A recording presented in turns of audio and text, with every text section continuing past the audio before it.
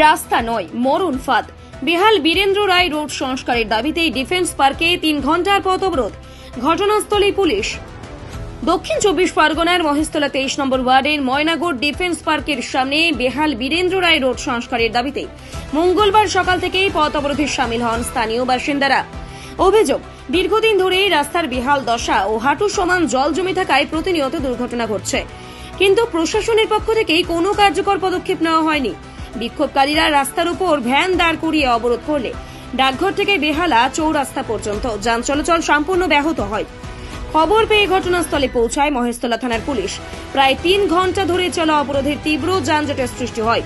বিক্ষোভকারীদের দাবি, দ্রুত রাস্তা সংস্কার ও স্থায়ী জল নিকাশির ব্যবস্থার আশ্বাস না মিললেও আন্দোলন আরও জোরদার করা হবে। মহেশতলা থেকে শেখ সাবির ও মির্শাক হোসেনের রিপোর্ট, এসএস স্টার নিউজ।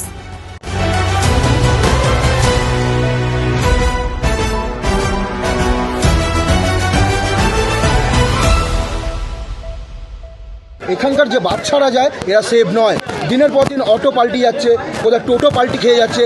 হ্যাঁ, সামনে মেয়েদের স্কুল, মেয়েরা টোটো করে এখান দিয়ে যায়, সেখানে নিয়ে পড়ে যাচ্ছে।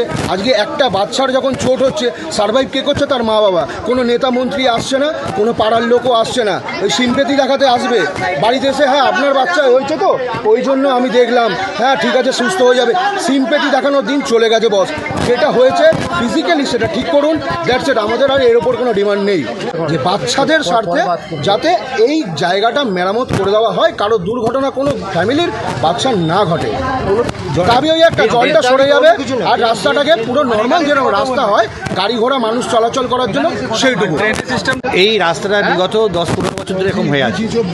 কোনো তাপ্পি মারা কাজ হচ্ছে, কোনো ড্রেনের কোনো নিকাশি ব্যবস্থা নেই, কোনো নিকাশি ব্যবস্থা। আপনি দেখতে পারেন ড্রেনের ওপর দিয়ে মানুষ হেঁটে চলাফেরা করছে।